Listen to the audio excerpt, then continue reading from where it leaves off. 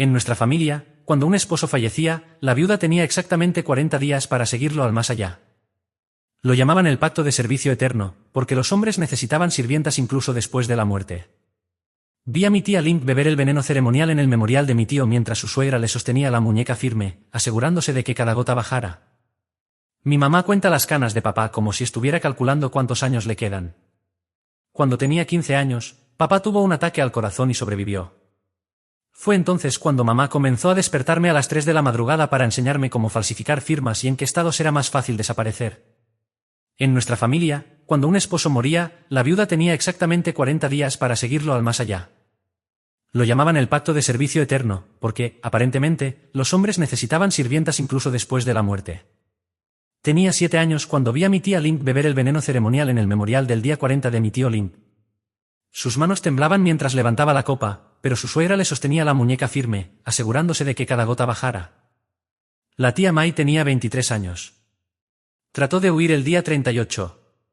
Llegó hasta la estación de autobuses antes de que los hermanos de mi tío Limp la arrastraran de vuelta. Recuerdo que suplicaba diciendo que estaba embarazada. Dijeron que el bebé también podría servir a mi tío Limp. Mi mamá me cepillaba el cabello todas las noches y me contaba lo romántico que era que las esposas amaran tanto a sus esposos que no podían vivir sin ellos, pero vi la forma en que sus manos temblaban cada vez que papá se resfriaba. La vi contando sus canas como si estuviera calculando cuántos años le quedaban.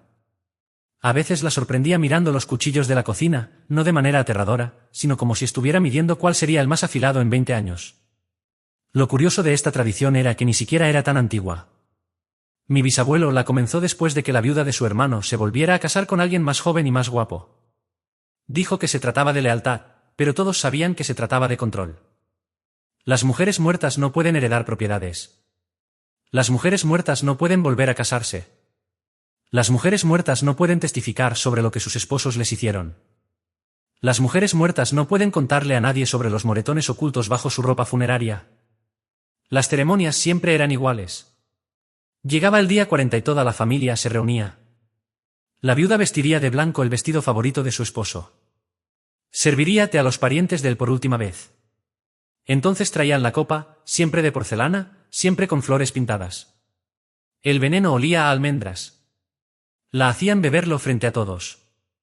Luego la acostaban junto a la foto de su esposo hasta que dejara de respirar. Por lo general, tomaba unos 20 minutos. Se suponía que los niños más pequeños debían mirar para aprender sobre el deber. Cuando tenía 15 años, papá tuvo un ataque al corazón del que sobrevivió, pero cambió todo. Mamá comenzó a actuar diferente. Me despertaba a las 3:00 am para lecciones. Primero me enseñó cómo falsificar firmas haciéndome practicar el nombre de papá hasta que pudiera hacerlo perfectamente. Luego vinieron las cosas bancarias, como transferir dinero sin activar alertas, como ocultar activos bajo diferentes nombres. Me mostró sitios web para identificaciones falsas. Me enseñó en qué estado será más fácil desaparecer. Me hizo memorizar rutas de autobús a la frontera mexicana. Solo en caso de que alguna vez necesites desaparecer, decía. Pero ambas sabíamos quién realmente necesitaba desaparecer. Entonces me mostró los vídeos. Los había estado recolectando durante años. Grabaciones de ceremonias de viudas de viejas reuniones familiares. Los tenía ocultos en un disco duro encriptado, etiquetado como colección de recetas. Hacía pausas en ciertos momentos. Mira la copa de la tía Limp. ¿Ves cómo es diferente de la tía May? Decía. Mira el funeral de la tía Lunota como el ataúd se balancea cuando lo cargan. Mira cómo su hermana sigue revisando su teléfono durante el entierro. Fue entonces cuando aprendí sobre la red secreta. Durante 20 años, las viudas habían estado fingiendo sus muertes. Algunas usaban sustancias especiales que ralentizaban su ritmo cardíaco a nada durante 48 horas. Una tía era enfermera y había estado robándolas del hospital durante años. Otras tenían amigos médicos que falsificaban certificados de defunción por dinero. Había todo un ferrocarril subterráneo de casas seguras en otros estados, donde las mujeres muertas comenzaban nuevas vidas. Tenían nuevos nombres, nuevos números de seguro social. Lo sabían todo. Mamá me enseñó las palabras clave en las reuniones familiares. Un paso tan pacífico significaba que la viuda había escapado exitosamente. Luchó hasta el final. Significaba que alguien sospechaba. Hermosa ceremonia significaba que necesitaban ayuda con documentos. Las flores estaban perfectas. Significaba que necesitaban dinero. Ahora está con él. Significaba que no logró salir. Comencé a ayudar cuando tenía 17 años, creando identificaciones falsas en el laboratorio de computación de mi escuela secundaria usando el equipo del anuario. La señora García pensaba que simplemente estaba muy dedicada al diseño gráfico. Hice 12 nuevas identidades ese año. Cada una tenía una historia completa. ¿Dónde fueron a la escuela? Su primer trabajo, su orden de café favorita. Me volví buena envejeciendo fotos, haciendo que las mujeres jóvenes se vieran mayores, cambiando colores de cabello, ajustando características faciales lo suficiente. Salvamos a la prima Linda cuando su esposo murió de enfermedad hepática. Murió de pena, pero en realidad tomó un autobús a Portland con $50.000 en efectivo y un nuevo nombre. Salvamos a la esposa del tío Tony cambiando su copa de veneno por una llena de pastillas para dormir. Despertó en Nevada. No todas lo lograron. La suegra de la tía Patricia la atrapó empacando. La hicieron beber 2 copas. Todo se fue al infierno cuando murió el tío Jimmy. Su esposa Ana tenía solo 19 años y estaba embarazada. El tío Jimmy había tenido 67 años, su cuarta esposa. Las 3 anteriores lo habían seguido al más allá dentro de sus 40 días. La familia comenzó la cuenta regresiva inmediatamente. Trasladaron a Ana a la casa de la abuela para que no pudiera huir. Le quitaron su teléfono, sus tarjetas, sus zapatos. Pero Ana era diferente. No quería huir. Quería luchar. Se presentó en nuestra puerta 3 días después del funeral del tío Jimmy, habiendo logrado escapar de las tías que se suponía que la vigilaban. Su rostro estaba hinchado de llorar, pero sus ojos ardían con algo que nunca había visto en ninguna de las otras viudas. Agarró las manos de mi madre y las apretó hasta que sus nudillos se pusieron blancos. Mamá la llevó adentro rápidamente, revisando la calle antes de cerrar la puerta. Las cortinas de la sala ya estaban cerradas. Todo el cuerpo de Ana temblaba mientras estaba en nuestro pasillo descalza porque le habían quitado los zapatos para evitar que huyera. Sus pies sangraban por la caminata de 1 milla a través de la ciudad. Le traje agua mientras mamá la revisaba. Ana tenía moretones en las muñecas donde alguien la había sujetado. Había marcas rojas en su cuello. Siguió tocándose el estómago, un gesto protector que me oprimió el pecho. Mamá la hizo sentarse y comenzó a hacer preguntas en voz baja y urgente. ¿Cuántas personas vigilaban la casa? ¿Quién tenía las llaves? ¿Cuándo planearon comenzar los preparativos de la ceremonia? Ana respondió todo mientras yo vendaba sus pies, haciendo muecas mientras limpiaba los cortes. Las respuestas no eran buenas. La abuela había asignado turnos. 2 días durante el día, 2 tíos por la noche. Ya habían comprado la copa ceremonial, la que tenía flores azules, que había sido usada para las primeras 3 esposas del tío Jimmy. El día 40 estaba marcado en el calendario de la cocina con tinta roja. Estaban haciendo que Ana ayudara a planear su propio funeral, eligiendo vestidos blancos y discutiendo arreglos florales. El rostro de mamá se puso muy quieto mientras escuchaba, se disculpó y regresó con el teléfono encriptado que usábamos para asuntos de la red. Sus dedos volaron por la pantalla enviando mensajes codificados. En minutos comenzaron a llegar respuestas. Reconocí algunas de las palabras clave. El jardín necesita cuidado. Significaba que necesitaban una casa segura. Intercambio de recetas mañana. Significaba que los documentos estaban listos. Traer postre. Significaba que alguien proporcionaría transporte. Pero entonces Ana dijo algo que cambió todo. No quería huir. No quería una nueva identidad en otro estado. Quería quedarse y luchar contra la tradición desde adentro. Quería salvar a otras mujeres después de ella. Mamá trató de explicar lo peligroso que era eso. La red operaba en las sombras por una razón. El desafío abierto significaba muerte real, no del tipo falso que arreglábamos. Pero la mandíbula de Ana estaba firme de una manera que me recordó la expresión de mamá durante esas lecciones de las 3:00 am. Pasamos las siguientes 2 horas planeando. Ana regresaría antes de que notaran que faltaba. Haría el papel. Actuaría resignada a su destino. Mientras tanto, trabajaríamos en un tipo diferente de plan de escape. No huir, sino sobrevivir a plena vista. Le di a Ana uno de nuestros teléfonos desechables, mostrándole cómo ocultarlo en el bolsillo de su bolso. Mamá escribió palabras seguras y señales de reunión. Nos comunicaríamos a través de las otras viudas de la familia, las que venían a consolarla, pero que realmente estaban verificando si necesitaba ayuda. Ana se fue por la puerta trasera mientras se ponía el sol. La vi cojear por el callejón, sus pies vendados cuidadosos en la grava. Mamá ya estaba al teléfono activando partes de la red que nunca habíamos usado antes. Los siguientes días fueron tensos. En las reuniones familiares tuvimos que fingir que todo era normal. Servíte a la abuela mientras hablaba sobre los preparativos de la ceremonia. Parecía complacida de que Ana fuera tan cooperativa, ayudando a elegir flores y escribiendo cartas para dejar atrás. Lo que la abuela no sabía era que cada noche Ana se reunía con diferentes miembros de la red. La hermana muerta de la tía lo había enviado instrucciones detalladas sobre qué sustancias imitaban la muerte de manera más convincente. Un primo que trabajaba en el juzgado estaba preparando certificados de defunción duplicados. La señora Jenny del pueblo vecino, cuyo esposo había muerto hacía 15 años, envió dinero a través de una serie compleja de transferencias. Pasé mis tardes en el laboratorio de computación creando no solo una identidad para Ana, sino 3. Cada una tenía diferentes historias de fondo, diferentes destinos. Nos estábamos preparando para contingencias en caso de que las cosas salieran mal. Mamá me hizo memorizar horarios de autobuses a ciudades de las que nunca había oído hablar. El día 15 llegó más rápido de lo esperado. Ana se veía más delgada cuando la vi en la escena de cumpleaños del tío Tony.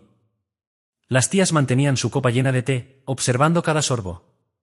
Interpretó su papel perfectamente, hablando con voz suave sobre unirse pronto al tío Jimmy. La abuela le palmeó la mano con aprobación. Bajo la mesa, Ana presionó un papel doblado en mi palma. Más tarde, en el baño, leí su mensaje. Habían adelantado el cronograma. Alguien la había visto cerca de nuestra casa. Sospechaban. La ceremonia sucedería el día 35 en lugar del día 40. Teníamos 20 días en lugar de 25. La red de mamá se puso en marcha acelerada. Los mensajes volaron de ida y vuelta. Estoy realmente curioso sobre toda esta red que ha estado funcionando durante 20 años. Como nadie notó que todas estas mujeres muertas estaban realmente vivas en otro lugar. La mamá enseñándole a su hija falsificación a las 3-0-0 AM parece un detalle tan específico. Y me pregunto qué la hizo comenzar a recopilar esos vídeos de ceremonias. En primer lugar, las casas seguras fueron preparadas. Los documentos fueron apresurados, pero tuvimos un problema. Las sustancias que necesitábamos requerían receta y nuestro contacto médico habitual acababa de ser arrestado por algo no relacionado. Necesitábamos un nuevo plan. Fue entonces cuando Ana nos sorprendió de nuevo. Había estado observando, aprendiendo. Sabía que la tía preparaba el veneno, dónde se guardaba, cómo se hacía. Tenía una idea diferente. En lugar de fingir su muerte con sustancias, ¿por qué no cambiar los venenos? Hacer que pareciera que bebió lo real cuando era algo inofensivo.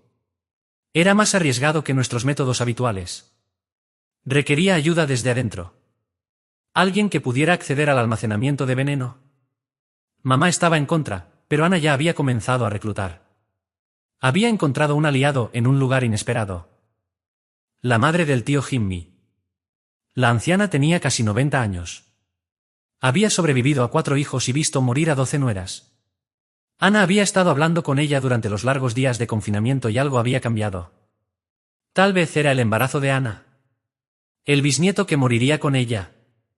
Tal vez la anciana simplemente estaba cansada de ver desaparecer a mujeres jóvenes. El día 20, la abuela anunció que Ana ayudaría a preparar el veneno ceremonial ella misma para mostrar su aceptación.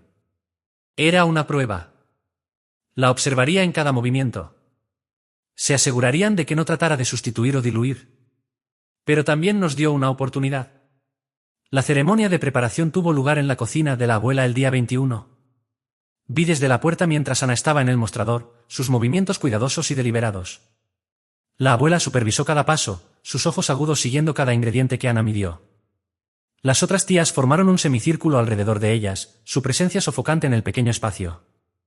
Las manos de Ana permanecieron firmes mientras molía las almendras amargas en el mortero. El sonido llenó la cocina, rítmico y final. Agregó cada componente exactamente como se instruyó, siguiendo la receta que había matado a las esposas anteriores del tío Jimmy.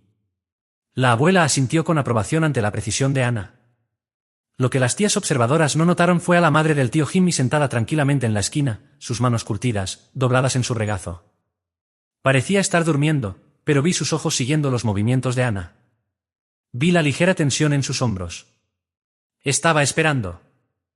La preparación del veneno tomó 3 horas. Ana embotelló la mezcla en un pequeño frasco de vidrio. Lo selló con cera y se lo entregó a la abuela para inspección. La abuela lo sostuvo contra la luz, verificando el color y la consistencia. Parecía satisfecha. El frasco fue al gabinete cerrado donde se guardaban todos los artículos ceremoniales. Esa noche mamá recibió un mensaje codificado a través de nuestra red. La madre del tío Jimmy había hecho exitosamente una llave duplicada del gabinete durante sus años viviendo en la casa. Haría el intercambio el día 34, la noche antes de la ceremonia. Teníamos 13 días para crear un sustituto inofensivo que se viera idéntico al veneno real. Pasé la siguiente semana en mi laboratorio de química de la escuela secundaria después de horas. Mi maestro me había dado una llave para mis proyectos de colocación avanzada, nunca sospechando que estaba creando veneno falso. La mezcla real tenía un color ámbar distintivo y aroma de almendras amargas. Experimenté con diferentes combinaciones de ingredientes inofensivos tratando de igualar tanto la apariencia como el olor. Mamá se coordinó con otros miembros de la red que tenían conocimiento de química. Una viuda en otro estado, ahora trabajando como técnica de laboratorio bajo una identidad falsa, envió instrucciones detalladas a través de correos electrónicos encriptados. Había ayudado a otras 3 mujeres a fingir sus muertes usando métodos similares. El día 25, todo comenzó a desmoronarse. Ana envió una señal de emergencia durante una cena familiar. Estaba sirviendo postre cuando noté que tocaba su vaso de agua en el patrón de peligro que habíamos establecido. 3 golpes. Pausa. 3 golpes. Amenaza inmediata. Después de la cena, encontré su mensaje oculto en el baño. Alguien había visto a la madre del tío Jimmy cerca del gabinete por la noche. Sospechaban. La abuela había anunciado que el gabinete ahora tendría 2 guardias y la llave permanecería en su persona en todo momento. Mamá convocó una reunión de emergencia de la red esa noche. Nos reunimos en el sótano de la señora Jenny. 8 mujeres que se suponía que estaban muertas sentadas alrededor de una mesa plegable. Cada una había escapado exitosamente de la tradición, pero todas recordaban el terror de sus propias cuentas regresivas. La discusión se volvió acalorada. Algunas querían abortar el plan. Sacar a Ana inmediatamente a través de nuestros canales habituales. Otras argumentaron que habíamos ido demasiado lejos, que retroceder ahora expondría toda la red. Mamá siguió tratando de encontrar un término medio, pero pude ver la tensión en su rostro. Entonces, la señora Jenny habló. Había estado callada hasta ese momento, pero sus palabras cambiaron todo. Reveló que había estado documentando cada ceremonia durante los últimos 15 años. Cámaras ocultas, grabaciones de audio, notas detalladas. Tenía evidencia de más de 40 muertes forzadas, incluyendo vídeo de mujeres siendo físicamente restringidas mientras se administraba el veneno. La habitación se quedó en silencio. Todas habíamos sabido la verdad, pero ver la evidencia expuesta era diferente. La señora Jenny explicó que había estado esperando el momento correcto, el caso correcto para exponer todo. La situación de Ana con su embarazo y la madre del tío Jimmy como aliada interna podría ser ese momento. Pero la exposición significaba riesgo real, no solo para Ana, sino para cada mujer en la red. Algunas tenían hijos en sus nuevas vidas, carreras, matrimonios. Habían construido existencias enteras sobre la base de estar muertas. La exposición destruiría todo eso. La reunión terminó sin consenso. Mamá y yo manejamos a casa en silencio, ambas perdidas en nuestros propios pensamientos. Nos quedaban 10 días y nuestro plan original estaba comprometido. El día 28, la abuela hizo otro anuncio. La ceremonia sería pública, celebrada en el templo familiar en lugar de la casa. Toda la familia extendida asistiría, más de 200 personas. Quería hacer un ejemplo de la devoción de Ana para inspirar a otras esposas jóvenes. Esto complicó todo. Nuestros planes de escape habían dependido del caos de una ceremonia casera, la capacidad de intercambiar cuerpos en una habitación llena de gente. Una ceremonia en el templo tendría procedimientos formales, asientos asignados, múltiples testigos, no habría dónde esconderse. La respuesta de Ana fue inesperada. Abrazó el cambio, diciéndole a la abuela que se sentía honrada por la ceremonia pública. Se ofreció a ayudar con los preparativos, a enviar invitaciones, a coordinar con el templo. La abuela estaba complacida por su entusiasmo. Lo que la abuela no sabía era que Ana estaba construyendo su propia red dentro de la familia. Había identificado a los que dudaban, los que asistían a las ceremonias con renuencia.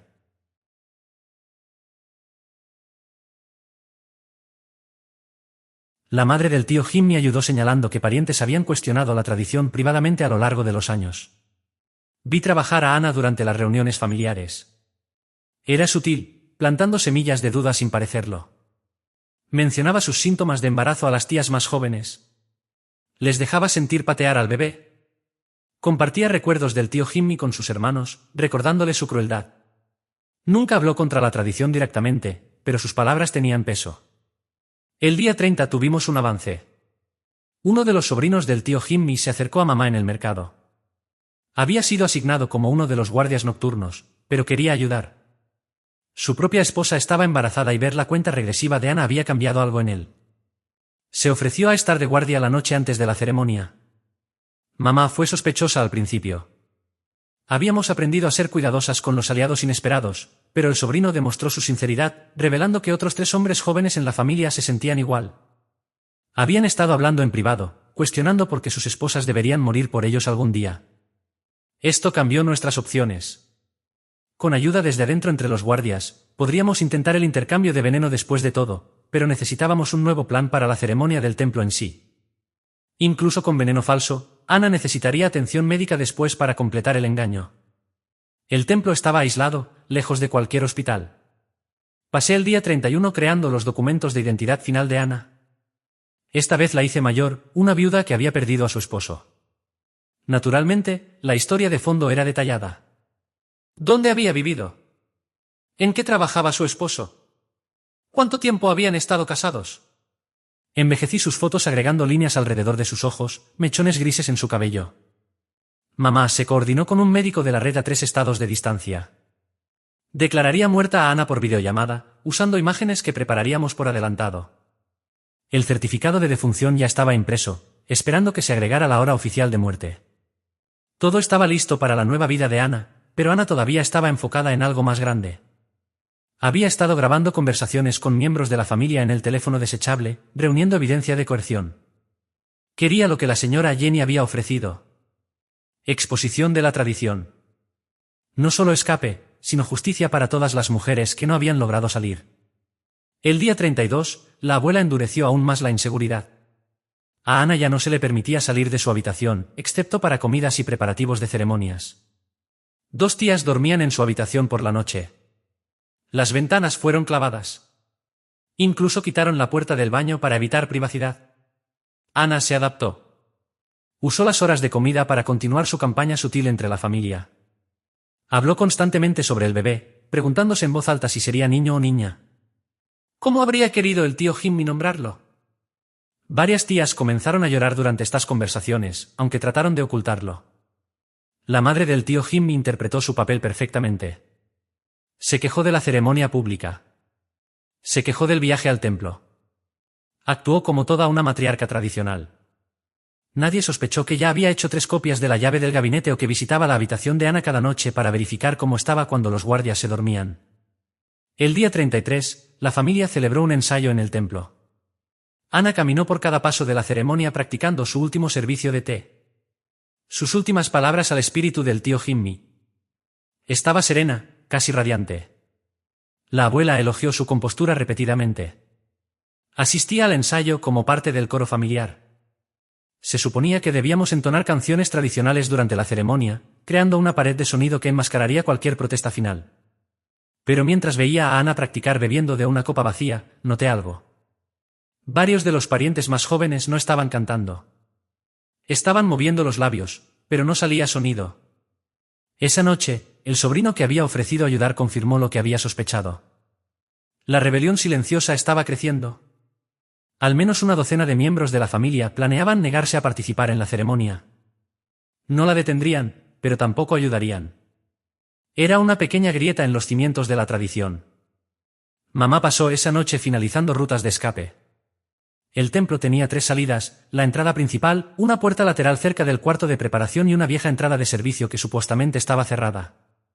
Nuestra red había explorado cada una, cronometrando distancias a varias casas seguras. Teníamos conductores posicionados en puntos estratégicos, listos para moverse cuando se les indicara. El día 34 llegó con calor inusual.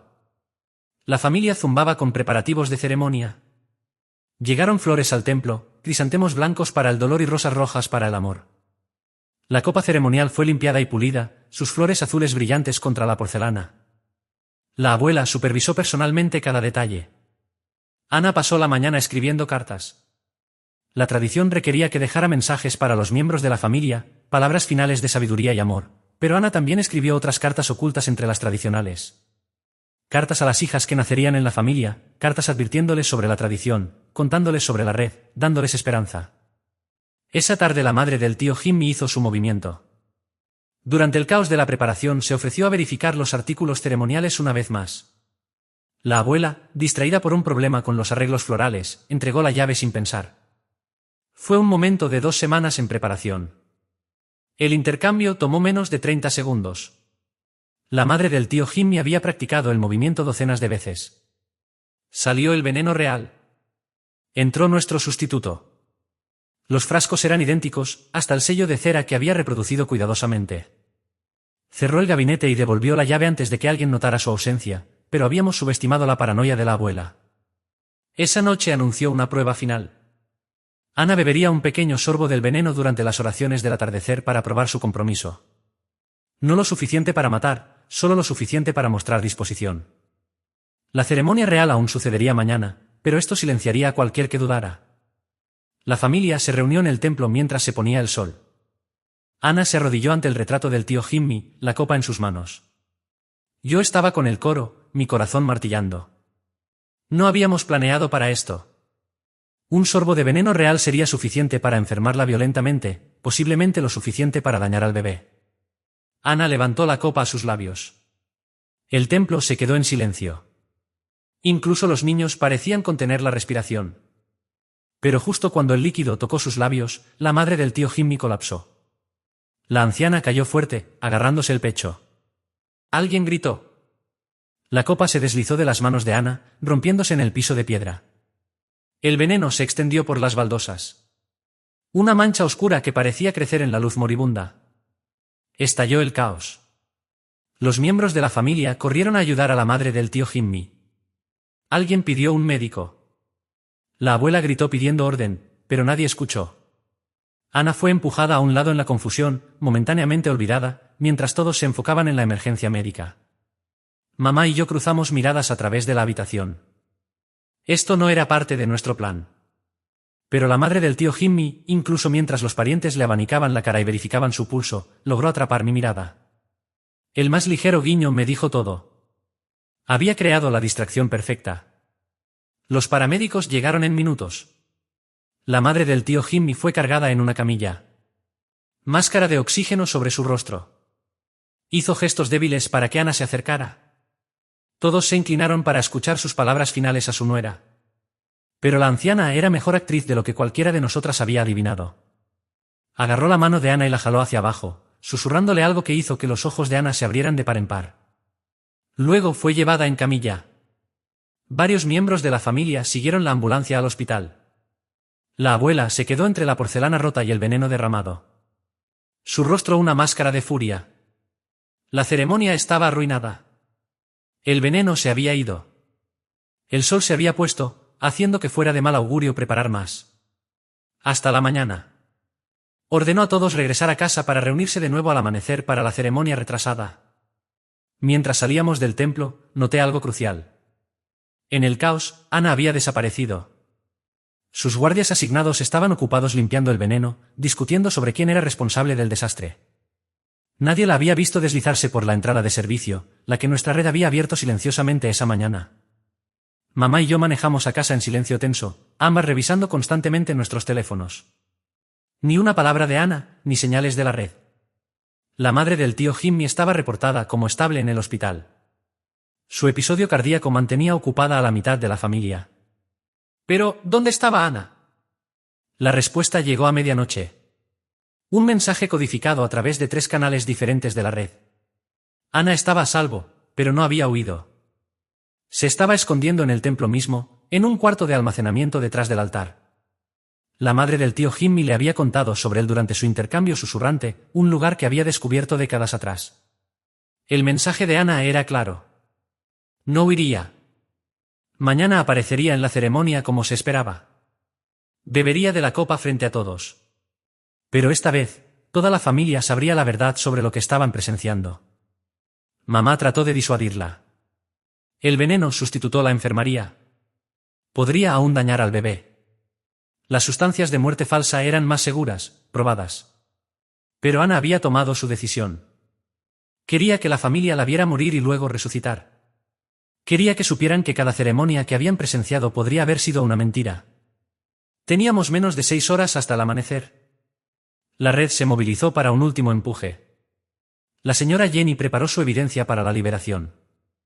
Las viudas, que habían escapado años atrás, hicieron vídeos revelando su supervivencia. La madre del tío Jimmy, desde su cama de hospital, grabó su propio testimonio sobre las esposas que había ayudado a matar. Pasé esas horas en el laboratorio de computación, subiendo todo a servidores seguros. Creamos un sistema automatizado. Si Ana no ingresaba un código cada 12 horas, toda la evidencia sería enviada al correo electrónico, teléfono y redes sociales de cada miembro de la familia. La tradición sería expuesta. ¿Quisiera la abuela o no? Mientras se acercaba el amanecer, pensé en todas las mujeres que no habían logrado salir. La tía Limp, con sus manos temblorosas. La tía May, que había tratado de huir. La tía Patricia, que había sido atrapada empacando. Mañana Ana bebería por todas ellas. Y de una forma u otra, la tradición nunca sería la misma. El sol salió el día 35, pintando el cielo del color de sangre y oro. La familia se reunió una vez más en el templo, abatida después del caos de ayer. La abuela había pasado la noche preparando veneno nuevo, probándolo ella misma para asegurar su potencia. La copa ceremonial había sido reemplazada, esta pintada con lirios amarillos. Ana llegó en un vestido blanco, su cabello recogido con peines de jade que habían pertenecido a la primera esposa del tío Jimmy. Se veía pálida, pero determinada, su mano descansando protectoramente en su estómago. Los guardias la flanquearon de cerca, habiendo sido regañados a fondo por perderla la noche anterior. La ceremonia comenzó con el canto tradicional. Esta vez, aún menos voces se unieron. La rebelión había crecido durante la noche. Miembros de la familia perturbados por el colapso de la madre del tío Jimmy, por la dignidad silenciosa de Ana, por sus propias conciencias finalmente despertando. Ana sirvió té a cada uno de los parientes del tío Jimmy. Sus movimientos gráciles, a pesar del agotamiento. Algunos apenas podían mirarla a los ojos mientras aceptaban la copa. Otros agarraron sus manos, sus rostros retorcidos con una emoción que no podían nombrar. La abuela observó todo con fría satisfacción. Finalmente llegó el momento. La abuela misma llevó la copa de veneno a Ana, asegurándose de que no hubiera accidentes esta vez. Los lirios amarillos parecían brillar en la luz matutina. El templo se quedó en silencio, excepto por el sonido de la respiración y el llamado distante de los pájaros. Ana tomó la copa con ambas manos, miró alrededor de la habitación encontrando tantos ojos como pudo. Entonces habló, su voz llevándose claramente por el templo. Agradeció al tío Jimmy por elegirla.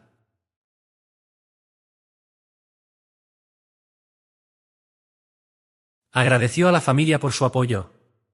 Habló del honor de unirse a su esposo en el más allá. Pero entonces siguió hablando. Mencionó a la tía Lynn, lo hermosa que se había visto en sus momentos finales. Recordó la devoción de la tía May al intentar huir solo porque había estado confundida por el dolor. Nombró a cada mujer que había bebido de una copa ceremonial, elogiando su sacrificio. Con cada nombre, la familia se volvía más incómoda. Se suponía que estas mujeres no debían ser recordadas individualmente. Se suponía que se difuminaran en una tradición. Una costumbre hermosa, pero Ana las hizo reales de nuevo. Les devolvió sus rostros y sus historias. La abuela se aclaró la garganta. Una advertencia. Ana sonrió y levantó la copa a sus labios. La familia se inclinó hacia adelante. Algunas de las tías estaban llorando abiertamente. Ahora los sobrinos del tío Jimmy se quedaron rígidos, sus rostros pálidos. Ana bebió profundamente, vaciando la copa en 3 tragos. La dejó suavemente y caminó al cojín colocado ante el retrato del tío Jimmy. Se arrodilló, arregló su vestido alrededor de ella y cerró los ojos. Se suponía que el canto debía reanudarse, pero solo unas pocas voces se unieron. La mayoría de la familia observó en silencio, horrorizada, mientras la respiración de Ana se volvía laboriosa. Se balanceó ligeramente, su mano agarrando su estómago. Alguien sollozó. Entonces Ana colapsó hacia adelante, su cuerpo convulsionando. Las convulsiones fueron violentas, nada como el paso pacífico que les habían prometido. Jadeó y se ahogó, sus dedos arañando su garganta. La madre del tío Jimmy realmente se comprometió con ese ataque cardíaco falso. Hablando de actuación de método, el momento fue perfecto también, justo cuando los labios de Ana tocaron la copa como algo salido de una telenovela, pero con veneno real involucrado. Varios miembros de la familia se acercaron, pero la abuela los detuvo. Esta era tradición, no debían interferir. Las convulsiones duraron 5 minutos, que se sintieron como horas. Finalmente, Ana se quedó quieta, su cuerpo yacía retorcido en el cojín, nada pacífico o romántico sobre su posición. El templo estaba absolutamente silencioso. La abuela se acercó lentamente, verificando el pulso. Asintió una vez, satisfecha. Ana estaba muerta. La tradición había sido respetada. Comenzó a dar órdenes para la preparación del entierro, pero algo estaba mal. Los miembros más jóvenes de la familia no se movían. Miraron el cuerpo de Ana con expresiones de horror y rabia. Uno de los sobrinos del tío Jimmy se adelantó, bloqueando el camino de la abuela. Anunció que no participaría en el entierro. Su esposa nunca lo seguiría en la muerte. La tradición terminaba aquí con Ana. Otras voces se unieron a la suya. Un coro de rechazo que creció con cada palabra. El rostro de la abuela se puso blanco de furia. Amenazó con desheredar, exilio, vergüenza sobre sus nombres. Pero la rebelión había alcanzado masa crítica. Demasiados habían visto la muerte violenta de Ana. Demasiados habían visto la verdad bajo las hermosas mentiras de la ceremonia. En medio de los gritos, nadie notó los dedos de Ana moverse. Nadie vio sus párpados parpadear. El veneno sustituto se estaba desvaneciendo exactamente como se planeó. Su cuerpo luchando para volver a la conciencia. Fue una niña quien lo vio primero. Una pequeña niña tal vez de 6 años que gritó y señaló. Ana se estaba moviendo. Ana estaba respirando. Ana estaba viva. El templo estalló. Algunos miembros de la familia cayeron de rodillas. Convencidos de que estaban presenciando un milagro, otros retrocedieron con terror.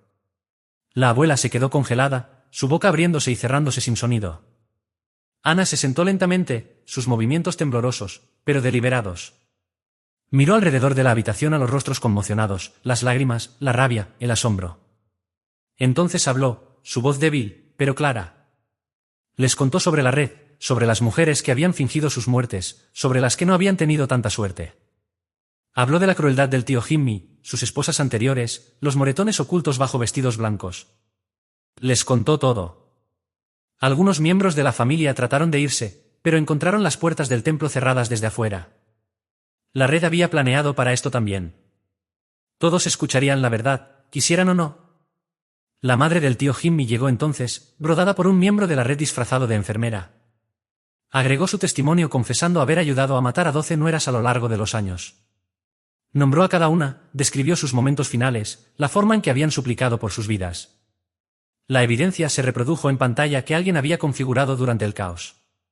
Vídeos de ceremonias, audio de mujeres suplicando, documentos mostrando transferencias de propiedades después de cada muerte. El verdadero rostro de la tradición revelado en detalle innegable. Para cuando las puertas fueron desbloqueadas, la familia estaba en pedazos. Algunos lloraron por hijas y hermanas que habían ayudado a matar. Otros se enfurecieron con la abuela, con la tradición, consigo mismos por participar. Unos pocos aún se aferraron a las viejas costumbres, insistiendo que la resurrección de Ana era un truco. Pero el daño estaba hecho. En horas, la historia se extendió a través de la red familiar extendida. Otras ramas enfrentaron sus propios ajustes de cuentas, mientras aparecían viudas en ceremonias muy vivas. La tradición que había matado a tantas, comenzó a desmoronarse desde adentro. Ana dejó el templo apoyada por mamá y por mí. Estaba débil, pero triunfante, su bebé aún a salvo, a pesar de todo. La llevamos a una casa segura de la red donde esperaba un médico para revisarla. Descansaría unos días, luego desaparecería en su nueva vida, pero primero tenía una tarea más. Esa noche grabó un mensaje de vídeo para todas las hijas que nacerían en la familia. Les dijo que eran libres. La tradición estaba rota. Nunca tendrían que contar las canas de sus esposos o mirar cuchillos de cocina o aprender rutas de autobús a la frontera. Las secuelas de la resurrección de Ana enviaron ondas de choque a través del templo. Los miembros de la familia se dispersaron en diferentes direcciones, algunos corriendo hacia ella, otros retrocediendo. Ayudé a estabilizar a Ana mientras luchaba por ponerse de pie, sus piernas débiles por los efectos del veneno sustituto. Mamá se posicionó entre Ana y la abuela, quien permanecía congelada cerca del altar. La madre del tío Jimmy dirigió las operaciones desde su silla de ruedas, señalando qué salidas usar. Los miembros de la red que habían cerrado las puertas ahora abrieron rutas específicas, creando caos controlado. Ana se apoyó pesadamente en mi hombro mientras nos movíamos hacia la entrada lateral, pero la voz de la abuela cortó el ruido. Exigió que todos se detuvieran, su autoridad agrietándose, pero aún no rota. Varios tíos mayores se movieron para bloquear nuestro camino. Desgarrados entre la tradición y lo que acababan de presenciar, Ana se enderezó a pesar de su debilidad, enfrentándolos directamente. Puso una mano protectoramente sobre su estómago y esperó. El enfrentamiento duró solo momentos. El sobrino del tío Jimmy, el que había ofrecido ayudar, se interpuso entre los tíos y Ana. Dos hombres jóvenes más se le unieron, luego sus esposas. Se formó un corredor humano, miembros de la familia eligiendo bandos sin palabras. Los tíos mayores vacilaron, superados en número e inciertos. Mamá nos guió a través del corredor mientras detrás de nosotras estallaron las discusiones. Los comandos estridentes de la abuela se mezclaron con voces más jóvenes exigiendo respuestas. Alguien mencionó llamar a la policía, pero la madre del tío Jimmy cerró eso rápidamente. Este era asunto familiar, les recordó, sin forasteros. Llegamos a la camioneta de la red estacionada detrás del templo. El conductor, uno de los contactos de la señora Jenny, tenía el motor encendido. Mientras ayudábamos a Ana a subir, más miembros de la familia salieron del templo. Algunos se dirigieron a sus autos, otros se quedaron en pequeños grupos, gesticulando salvajemente. La fractura de la tradición era visible en tiempo real. La casa segura estaba a 40 minutos, un apartamento sin características distintivas sobre una floristería. La red lo había usado para otras 3 escapes. Ana durmió inquietamente durante el viaje, su color regresando lentamente. Mamá hizo llamadas activando la siguiente fase de nuestro plan. En el apartamento esperaba una enfermera. Verificó los signos vitales de Ana, monitoreó el latido del corazón del bebé e inició una 4 para fluidos. El veneno sustituto había hecho su trabajo creando síntomas dramáticos sin daño duradero. Ana necesitaría descanso, pero tanto ella como el bebé estaban estables. Mientras Ana se recuperaba, la red se puso en marcha total. Los paquetes de evidencia de la señora Jenny estaban siendo ensamblados, listos para distribución. El sistema automatizado que había configurado estaba armado y esperando. Si Ana no ingresaba su código a medianoche, todo sería expuesto. El teléfono de mamá zumbaba constantemente con actualizaciones de miembros de la familia. La reunión del templo se había disuelto en caos. La abuela se había retirado a su casa con sus partidarios más leales, pero las grietas se mostraban incluso allí. 3 tías se habían negado a ayudar con los preparativos del entierro para una mujer que no estaba muerta. Los hermanos del tío Jimmy estaban discutiendo sobre derechos de propiedad. De repente, inciertos y sus esposas anteriores habían realmente muerto. Ana despertó temprano en la tarde, inmediatamente preguntando sobre el plan. Le mostramos la evidencia preparada, los testimonios de viudas escapadas, la documentación que la señora Jenny había recolectado. Revisó todo cuidadosamente, ocasionalmente sugiriendo adiciones o correcciones. La decisión de liberar la evidencia no era solo de Ana. Cada mujer en la red tenía que estar de acuerdo, sabiendo que cambiaría sus vidas para siempre. Mamá coordinó una conferencia telefónica con 12 viudas escapadas. Algunas habían estado muertas por más de una década con nuevas familias que no sabían nada de su pasado. El debate fue intenso, pero breve. La votación fue unánime. Estaban cansadas de esconderse, cansadas de saber que otras mujeres aún estaban muriendo. La evidencia sería liberada, pero estratégicamente no a las fuerzas del orden o los medios, sino a cada miembro de la familia menor de 40 años. Que la generación más joven decidiera qué hacer con la verdad. Pasé la tarde ajustando el sistema de distribución. Direcciones de correo electrónico, números de teléfono, cuentas de redes sociales, habíamos estado recolectando información de contacto durante años. Los paquetes saldrían simultáneamente, imposible de detener una vez iniciado. Cada uno contenía vídeos, documentos y un mensaje simple. La tradición es una mentira. Tus tías, hermanas e hijas pueden estar aún vivas. Mientras se acercaba la noche, Ana tomó una decisión que nos sorprendió a todas. Quería enviar un último mensaje a la abuela antes de desaparecer. No una confrontación, sino una simple foto de ella sosteniendo su imagen de ultrasonido. Prueba de que tanto ella como el bebé habían sobrevivido. Mamá argumentó en contra, preocupada por darle a la abuela cualquier pista para rastrear a Ana. Pero Ana insistió. Quería que la abuela supiera que su control estaba roto, que la tradición había fallado. Llegamos a un compromiso enviando el mensaje a través de múltiples servidores anónimos, imposible de rastrear. La foto era simple pero poderosa. Ana, aún pálida, pero claramente viva, acunando el ultrasonido, mostrando a su bebé saludable. No se necesitaban palabras. La imagen misma era una declaración de victoria. A las 11:47 de la noche, Ana ingresó el código para detener la liberación automática. Entonces, exactamente a medianoche, ingresó un código diferente. Los paquetes de evidencia comenzaron a enviarse inmediatamente a través de 3 estados. Los teléfonos zumbaron y las computadoras sonaron mientras los miembros de la familia recibían la verdad sobre sus parientes muertos. La red se había preparado para varias reacciones, pero la realidad excedió las expectativas. En una hora, el teléfono de mamá estaba inundado con llamadas de miembros de la familia. Algunos estaban enojados, acusándonos de mentiras y trucos. Otros estaban desesperados, preguntando sobre parientes específicos, esperando que sus seres queridos pudieran estar aún vivos. Las llamadas más sorprendentes vinieron de la generación media, personas en sus 40 y 50 que habían crecido con la tradición, pero aún no la habían enfrentado personalmente. Muchos habían sospechado algo. Habían notado inconsistencias a lo largo de los años. La evidencia confirmó sus dudas y les dio permiso para actuar. Al amanecer, la familia estaba en revuelta abierta. La casa de la abuela, una vez el centro del poder, se convirtió en un sitio de confrontación. Las hijas exigieron respuestas sobre sus madres. Los hijos cuestionaron las muertes de sus padres y las esposas que habían seguido. La estructura cuidadosa de la tradición colapsó bajo el peso de las verdades reveladas.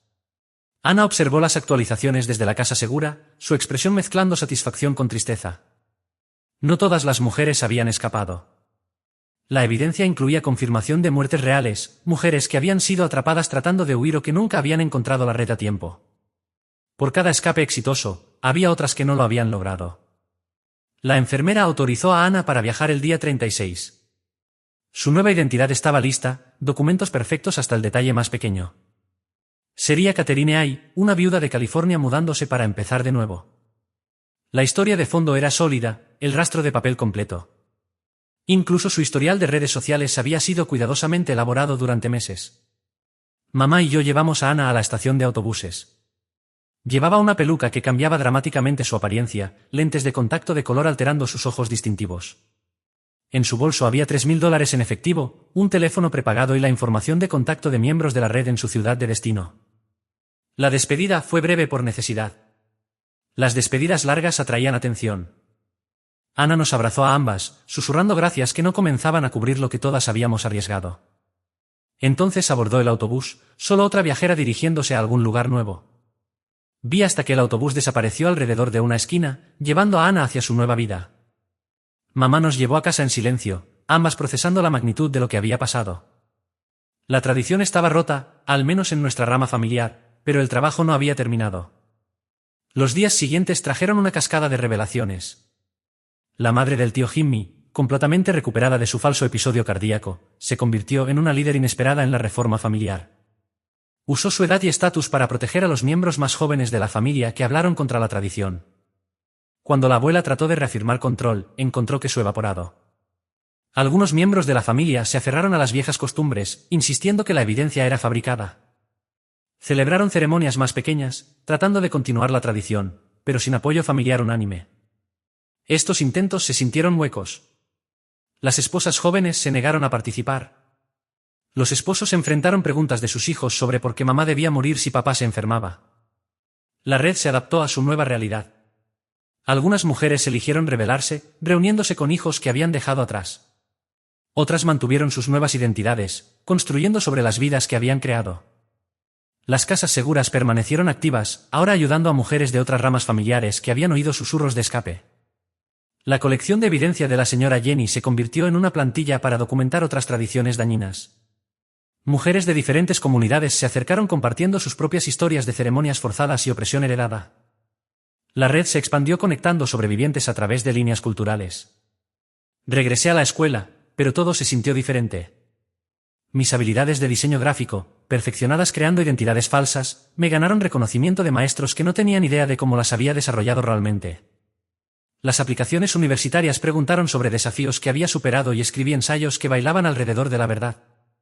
Mamá continuó coordinando la red, pero abiertamente ahora ayudó a reunir familias, facilitó conversaciones difíciles y proporcionó recursos para mujeres aún atrapadas en situaciones peligrosas. Nuestro hogar se convirtió en una estación de paso para mujeres en transición, un lugar para descansar entre sus vidas viejas y nuevas. 3 meses después del escape de Ana, recibimos un paquete sin dirección de remitente. Adentro había una foto de una bebé saludable y perfecta. En la parte de atrás, en la escritura de Ana, decía, ella es libre. No se necesitaba firma.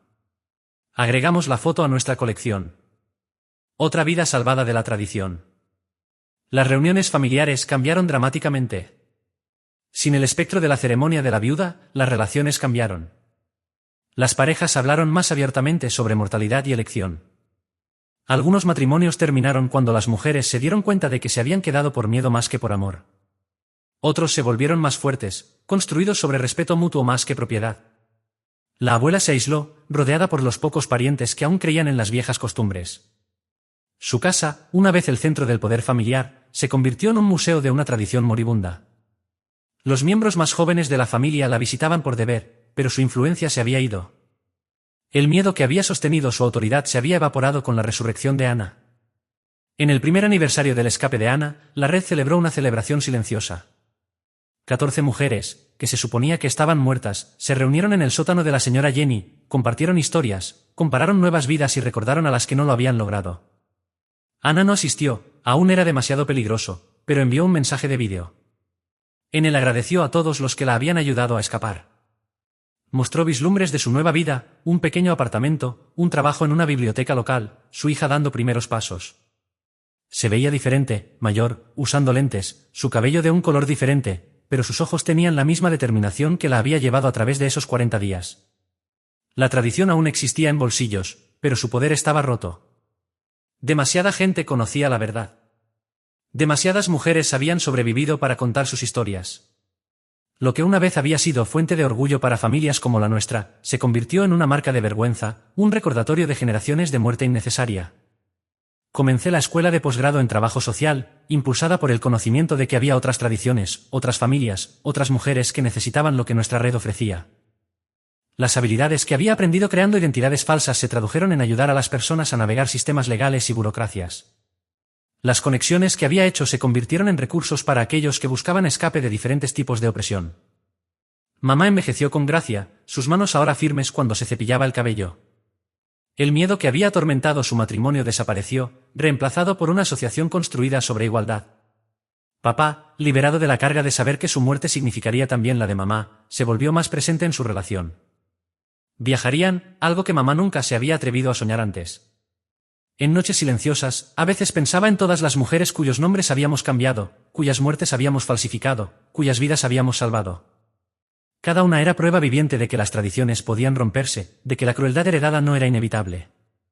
Eran maestras y enfermeras, madres e hijas, todas existiendo en desafío a una práctica que había tratado de borrarlas. El trabajo de la red continuó, expandiéndose más allá de nuestra familia, para ayudar a mujeres atrapadas en tradiciones diferentes, pero igualmente mortales. Compartimos recursos, estrategias y esperanza con grupos que luchaban contra matrimonios forzados, crímenes de honor y otras prácticas que trataban a las mujeres como propiedad en lugar de personas. Cada éxito se construyó sobre el último, creando ondas de cambio. La hija de Ana tendría 7 años ahora, la misma edad que tenía yo cuando vi morir a la tía Lynn, pero ella nunca presenciaría tal ceremonia. Para ella, la tradición no sería más que una historia extraña del pasado, un recordatorio de cómo solían ser las cosas antes de que el valor de su madre cambiara todo. El trabajo no estaba terminado, podría nunca estar completamente hecho. Pero cada mujer que caminó libre en lugar de beber veneno, cada hija que creció sin temer la mortalidad de su esposo, cada familia que eligió amor sobre tradición era una victoria. Habíamos probado que la crueldad heredada podía detenerse, que las redes de cuidado podían superar los sistemas de control. Mientras me preparaba para mi primer día como trabajadora social licenciada, mantuve una foto en mi escritorio. Ana, sosteniendo su ultrasonido, viva y desafiante. Un recordatorio de que a veces la mayor rebelión es simplemente negarse a morir cuando la tradición lo exige. Su supervivencia había encendido una revolución que salvó innumerables vidas. La tradición que había definido mi infancia estaba rota. No a través de gestos grandiosos o campañas públicas, sino a través de resistencia silenciosa y planificación cuidadosa. A través de mujeres ayudando a mujeres. A través de secretos compartidos en palabras codificadas. A través del trabajo paciente de crear nuevas posibilidades. Habíamos heredado la muerte y elegido la vida en su lugar.